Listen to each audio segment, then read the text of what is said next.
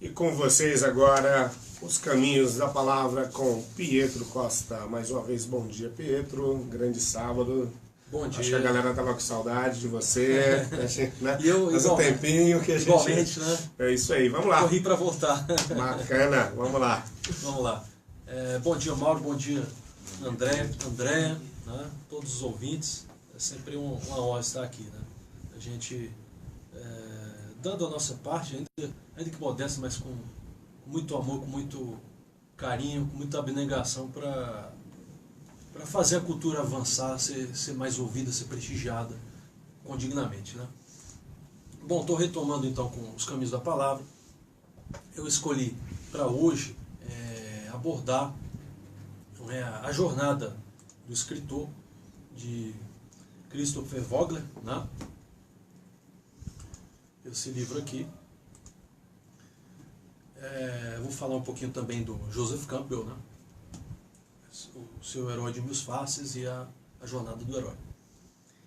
Bom, o Christopher Vogler, no seu trabalho, ele tenciona fazer uma adaptação, não é da obra e do legado de Campbell no universo literário, né? Joseph Campbell, né, com o Herói de Mil Faces, em 1949, né, e o seu conceito de jornada do herói, ele teve e tem uma influência considerável, né, em várias... no desenvolvimento mesmo do ofício de contar histórias, né, de desenvolver, né, de arte narrativa, né, e o Christopher Vogler, né, que até ele atuou no segmento de animação da Disney e tudo, atento a isso, ele até se valeu dessa estrutura, né, forjada pelo Campbell. Com isso se desenvolveu na esfera audiovisual várias obras seguindo esses arquétipos, essas influências, né? Enfim, o Vogler, né, o Campbell perceberam que o mito, né, a ideia do mito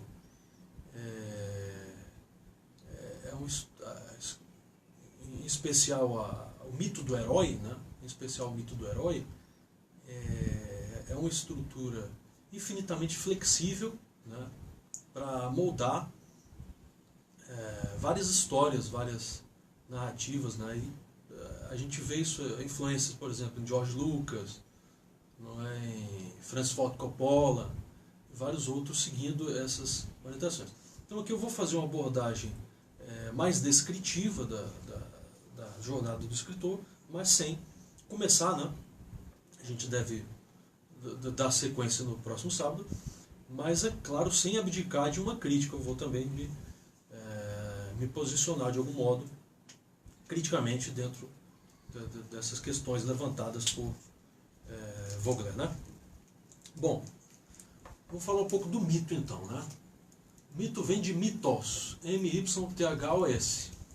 Mythos é o relato ou narrativa acerca da origem. Pode ser a origem do mundo, das relações das sociedades, não é, organizadas,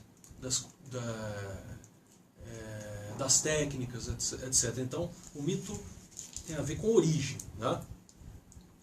É disso que fala o mito. Lenda inventada, história inventada, tem várias acepções, né?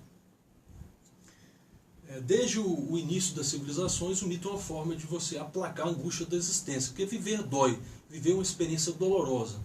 E o mito é uma maneira de se atribuir significado e valor à existência, né? Esse é o papel do mito. E, inclusive, a curiosidade, nas sociedades arcaicas, o mito ele é uma experiência vivencial. Ele é muito mais do que um símbolo. Quando você invoca e atualiza um mito, ele tem uma força de presentificação. É como se eles acreditam no mito como verdade e não como uma lenda ou algo que é contado para solucionar eventuais antinomias e tensões de uma sociedade, né? Porque o mito, na verdade, ele é uma forma de compensar os problemas, as angústias, etc., as antinomias e tensões da realidade, criando uma realidade paralela para que aquela realidade conviva com aquele problema sem ser destruída por ele, né? E tudo pode ser objeto de mito. É muito mais do que o que se refere ao mito, o objeto do relato da narrativa. O mito se define como a forma que é contado, a forma como como se conta, né? Porque tudo pode se tornar mito à medida que se enaltece como algo sagrado, como algo sacrossanto, né? Como valor e símbolo sagrado, né? O mito conta o acontecimento ocorrido no tempo primordial, quando determinada realidade passou a existir por ação de entes sobrenaturais. Então, quando a gente anuncia um mito, a gente entra numa outra temporalidade, dimensão e experiência do sagrado, né? Com o tempo o mito foi perdendo força, né? Até pelos próprios gregos fizeram um processo de desmitificação. E o logos, que é a palavra, né? Que tem mais força, principalmente numa sociedade moderna, é o logos, a palavra, o discurso, né? As religiões, as experiências religiosas têm cada um seu mito. Um exemplo por exemplo, a religiosidade judaico-cristã, o mito do paraíso perdido, né? Então vejam, Joseph Campbell, em 1949, com seu Herói de Mil Faces, né? Ele vai criar esse conceito da jornada do herói, né? E com isso, ele tem essa sacada de verificar uma proximidade, uma confluência entre o mito e a narrativa moderna. Várias linguagens audiovisuais seguiram essa estrutura, que a gente vai falar hoje ou no próximo programa, da jornada do herói, que o Christopher Vogel adaptou para o universo literário, né? Então, o que esses autores entendem, vislumbram, é que a estrutura, o arcabouço racional da jornada do herói ele tem é extremamente maleável. Você, conforme a sociedade, o seu estágio cultural, você pode adaptar aquela estrutura, e a gente vê realmente essa influência dos mais diversos gêneros audiovisuais, literários também, quadrinhos, filme de terror, ficção científica principalmente, né? Conforme as histórias e necessidades sociais. Então tem uma estrutura infinitamente flexível, né? A crítica que eu ouso assim, com muita humildade fazer, né, é que essa proposta do herói adaptada para a linguagem científica audiovisual, a crítica que eu ouso fazer é a seguinte: ela não pressupõe uma visão simplista de mundo, né? E com isso não acaba impondo, né, um maniqueísmo, no sentido de que a vida se reduz a um esquema binário de bem e mal, né? Então aí a gente coloca aqui, tem para vocês pensarem, etc. Será que os filmes hollywoodianos, por exemplo, eles não estão muito contaminados por essa proposta? E os filmes de uma linha, de uma vertente mais alternativa, até que ponto eles fogem ou eles também acabam mergulhando nesses vícios, né, de conceito de estrutura, né? Então, assim, a jornada do herói, ela não é um padrão pronto para garantir um sucesso blockbuster assim, né? São questões que vale a pena, né? A gente colocou alguns aqui que parecem bastante convergentes com essa proposta da jornada do herói. Jogos Vorazes, né? Eu Sou o Número 4, Maze Runner, Aprendiz de Feiticeiro. Aí a gente pergunta, né? Qual é o grande legado de um... O que é mais interessante numa abordagem audiovisual? É manter clichês ou quebrar paradigmas, né? Então, fica... Bom questionamento. Né? Fica aí para pensar, né? Então, assim, a jornada do herói, a grande verdade, ela defende a tese de que os mitos, eles fornecem princípios esquemáticos, segredos e mesmo diretrizes para a arte de contar histórias e conceber, elaborar narrativas, né? Só posso... Claro, por favor, claro. Estou vendo aqui, Rafael Vespasiano, um grande abraço, ele está falando aqui, concordo, poucos filmes fogem do maquieísmo, né? Bem versus mal, essa coisa. E eu posso dizer também, assim, Hollywood tem muito essa coisa, até por causa, como você falou, dos blockbusters, grana e tudo mais, é uma empresa, é uma indústria, na verdade, né? Hollywood é uma indústria, então, para eles é mais fácil, de repente, a mesma fórmula, você fazendo ela bem feito, você consegue realmente um blockbuster. E os outros, né, principalmente o cinema europeu, alguns outros cinemas, o iraniano também, o próprio cinema canadense também tem muito muitos filmes independentes que fogem dessa linha e acabam também sendo filmes interessantes, mas claro que não vai ter essa pegada de blockbuster e tudo mais. Um ou outro sai da curva, mas dificilmente eles vão entrar nesse canal. A fórmula feijão com arroz, que é o bem e o mal, é muito mais rápido e prático, né? E só mandando um abraço aqui para o João Batista de Medeiros, grande Medeiros, nosso acadêmico, o próprio Rafael Vespasiano também, que também tem um quadro aqui também, muito legal, Janete Góes, e voltando aqui ao Pietro. Obrigado, ótimas considerações, Mauro. Realmente o feijão com arroz para muitos acaba sendo mais digerível, né?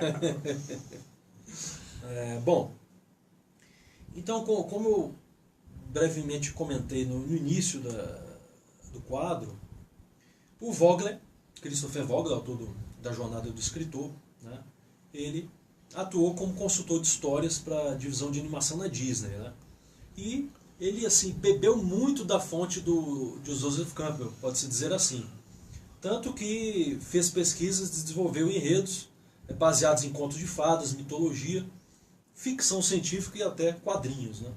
Então a Disney, em última instância, então, ela recorreu bastante a essa proposta do Joseph Campbell, né?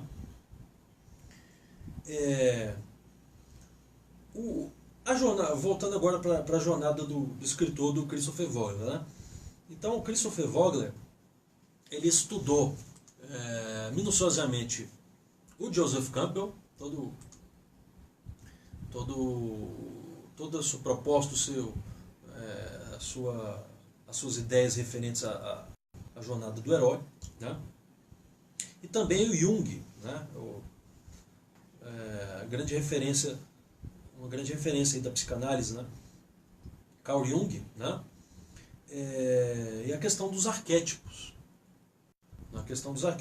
Os arquétipos, eles são esquemas de personalidade ou comportamento que repetem, que são recorrentes em várias culturas e acabam expondo uma das nuances, uma das facetas do ser humano, né?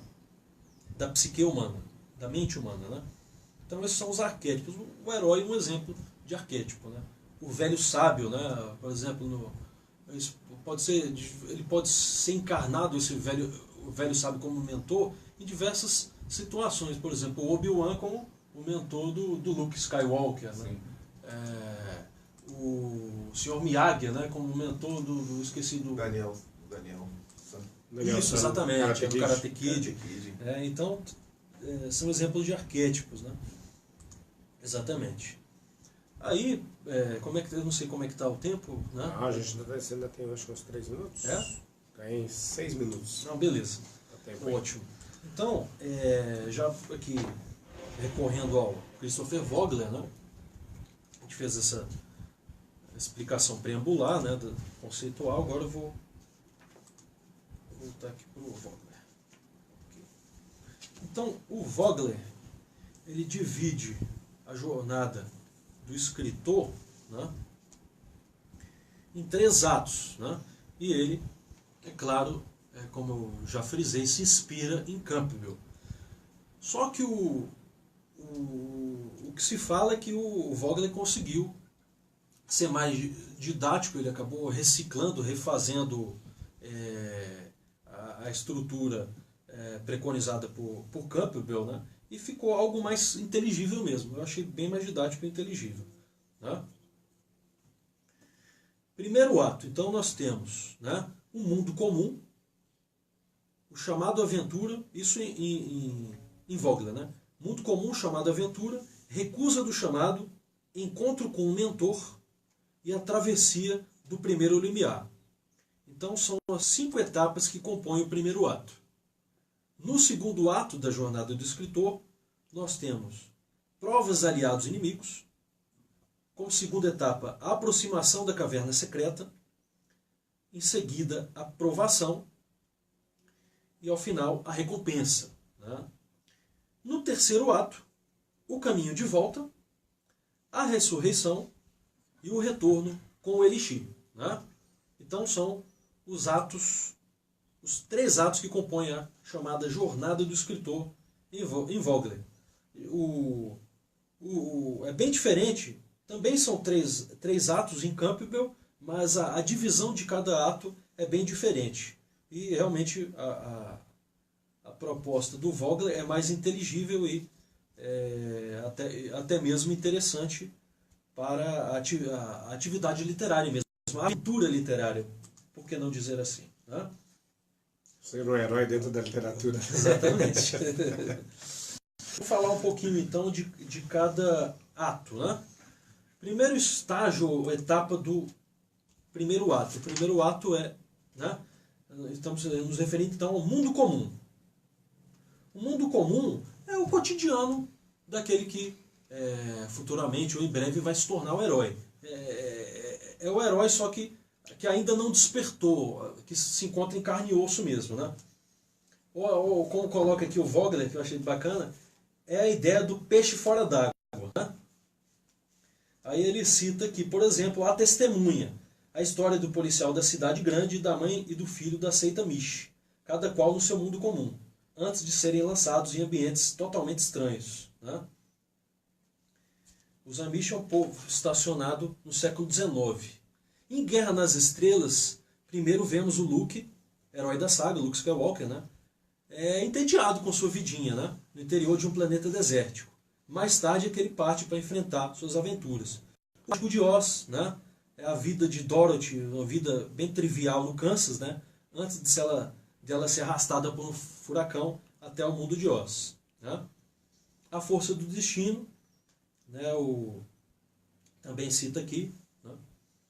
Bom, essa então é a primeira etapa do ato 1.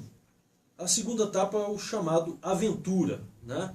Aí é quando o herói se defronta diante de uma situação e é convocado, intimado a sair da sua zona de conforto, digamos assim, né?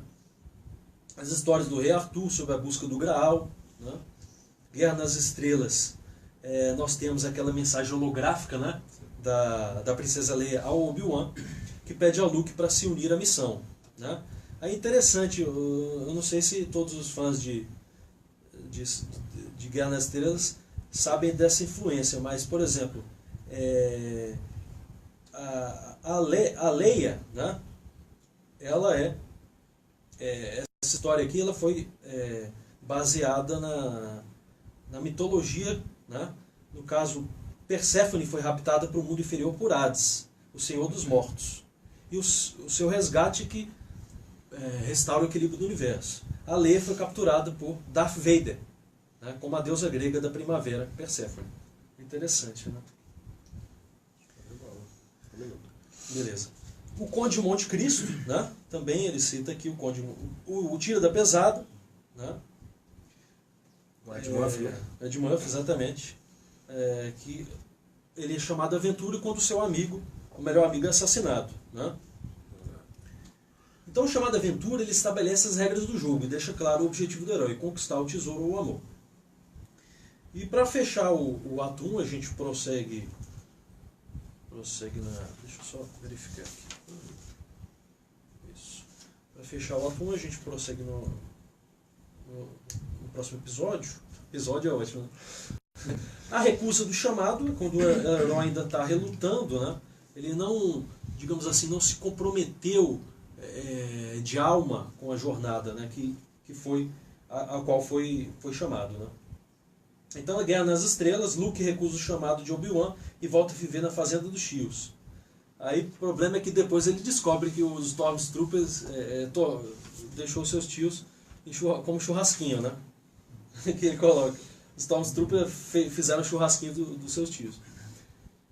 O mentor, velha sábia ou velho sábio. Exemplo é o Obi-Wan, né? Pode ser também um treinador de boxe, grisalho no Rock, né? Rock é um lutador. A função do mentor é essa, preparar para a jornada, né? Travessia do primeiro limiar, quando o herói realmente se compromete, enfim, com a aventura, né? Ou seja, ele entra com os dois pés mesmo no mundo especial da história, né? É chamada travessia do primeiro limiar, né? Aí tem os vários exemplos, colocar o tiro da pesada, o Axel Foley desobedece o chefe e sai do mundo das ruas de Detroit para investigar o assassinato do seu amigo em Beverly Hills, né? Provas, aliados e inimigos. Aí já fechamos então o primeiro ato. Aí o segundo ato a gente continua no próximo episódio. Muito obrigado, pessoal. Show, galera. Obrigado. Isso aí. Um abraço para Maria Valdeci, para Cida Brachos, que está também nos vendo aí. E hoje temos sorteio Pietro Costa, a Rosa dos Ventos, sorteado. Vamos lá, vamos compartilhar, vamos fazer, né, tudo que a gente pode fazer dentro da web aí, compartilha, dá um like e tudo mais, DFFM, programa Cruzeiro em Letras, e estamos aí, daqui a pouco nós vamos ter o nosso querido André Coelho com ukulele, música e poesia.